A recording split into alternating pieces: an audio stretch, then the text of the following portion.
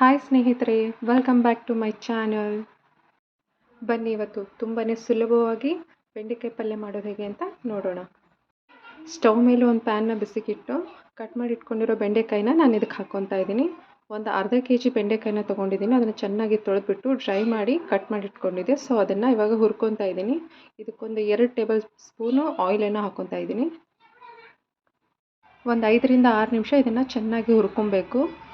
ಇವಾಗ ನೋಡಿ ಚೆನ್ನಾಗಿ ಹುರಿದಿದೆ. ಇವಾಗ ಇದನ್ನು ಎತ್ತಿಟ್ಕೊತಾ ಇದ್ದೀನಿ. ಹಾಗೆ ನಾನು ಇನ್ನೊಂದು ಪಾತ್ರೆಯಲ್ಲಿ ಒಂದು 2 ಟೇಬಲ್ ಸ್ಪೂನ್ ಆಗುವಷ್ಟು ಎಣ್ಣೆನ ಹಾಕ್ಕೊತಾ ಇದ್ದೀನಿ. ಹಾಗೆ ಇದಕ್ಕೆ ಒಂದು ಅರ್ಧ ಟೇಬಲ್ ಸ್ಪೂನ್ ಸಾಸಿವೆ, ಒಂದು ಸ್ವಲ್ಪ ಜೀರಿಗೆಯನ್ನು ಹಾಕ್ಕೊತಾ ಇದ್ದೀನಿ. ಸಾಸಿವೆ ಚಟಪಟ ಅಂತ ಸಿಡಿಬೇಕು.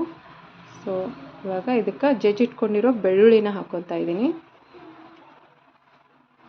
ಹಾಗೆ ಇದಕ್ಕೆ ಕಟ್ ಮಾಡಿ ಇಟ್ಕೊಂಡಿರೋ ಈರುಳ್ಳಿನ ಸಹ ಇದಕ್ಕೆ ಹಾಕ್ಕೊತಾ ಇದ್ದೀನಿ. ಇದು ಸ್ವಲ್ಪ ಹಸಿ ವಾಸನೆ ಹೋಗೋವರೆಗೂ ಚೆನ್ನಾಗಿ ಇದನ್ನು ಫ್ರೈ ಮಾಡ್ಕೊಬೇಕು. ಒಂದು 2 ನಿಮಿಷ ಎಲ್ಲ ಇದಕ್ಕೆ ಚೆನ್ನಾಗಿ ಫ್ರೈ ಮಾಡ್ಕೋಬೇಕು. ಈಗ ಇದಕ್ಕೆ ನಾವು ಒಂದು ಸ್ವಲ್ಪ ಕರಿಬೇವನ್ನು ಸೇರಿಸ್ಕೊಳ್ಳೋಣ. ಹಾಗೆ ಇದನ್ನು ಸಹ ಚೆನ್ನಾಗಿ ಫ್ರೈ ಮಾಡ್ಕೊಬೇಕು. ಒಂದು 2 ಟೊಮೊಟೊನ ಕಟ್ ಮಾಡಿ ಇಟ್ಕೊಂಡಿದ್ದೆ.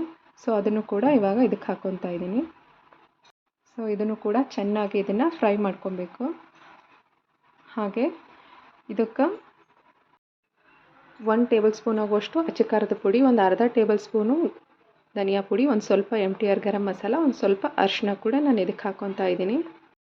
ಇದನ್ನು ಚೆನ್ನಾಗಿ ಮಿಕ್ಸ್ ಮಾಡೋಣ. ನೀವು ಇದಕ್ಕೆ ಒಂದು ಟೊಮೊಟೊ ಜಾಸ್ತಿ ಕೂಡ ಹಾಕೊಬೋದು. ಆಗ ಇದು ಗೊಜ್ಜು ಥರ ಆಗುತ್ತೆ. ಅನ್ನದ ಜೊತೆಗಂತೂ ತುಂಬ ಚೆನ್ನಾಗಿರುತ್ತೆ. ಇವಾಗ ನಾವು ರೊಟ್ಟಿ ಚಪಾತಿ ಜೊತೆಗೆ ಕಾಂಬಿನೇಷನ್ ಅಂತಂದರೆ ಇವಾಗ ಇಷ್ಟು ಸಾಕಾಗುತ್ತೆ. ಸೊ ನಾನಿವಾಗ ಇದಕ್ಕೆ ಹುರಿದಿಟ್ಕೊಂಡಿರೋ ಈ ಬೆಂಡೆಕಾಯಿನ ಸೇರಿಸ್ಕೊತಾ ಇದ್ದೀನಿ. ಸೊ ಇದನ್ನು ಇವಾಗ ಚೆನ್ನಾಗಿ ಮಿಕ್ಸ್ ಮಾಡೋಣ.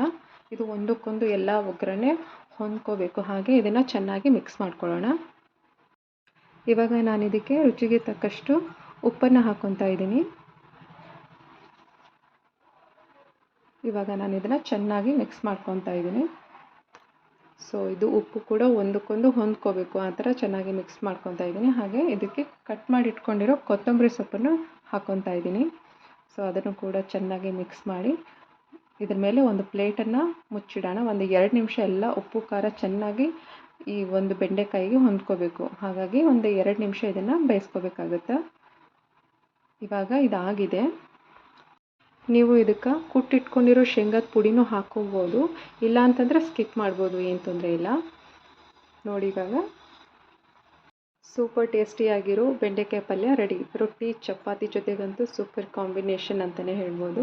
ಸೊ ಈ ರೆಸಿಪಿ ನಿಮಗೆ ಇಷ್ಟ ಆಗಿದ್ದಲ್ಲಿ ನನ್ನ ಚಾನಲನ್ನು ಸಬ್ಸ್ಕ್ರೈಬ್ ಮಾಡ್ಕೊಳ್ಳೋದನ್ನು ಮಾತ್ರ ಮರಿಬೇಡಿ. ಹಾಗೆ ಲೈಕ್ ಮಾಡಿ, ಶೇರ್ ಮಾಡಿ, ಕಾಮೆಂಟ್ ಮಾಡಿ. Thank you.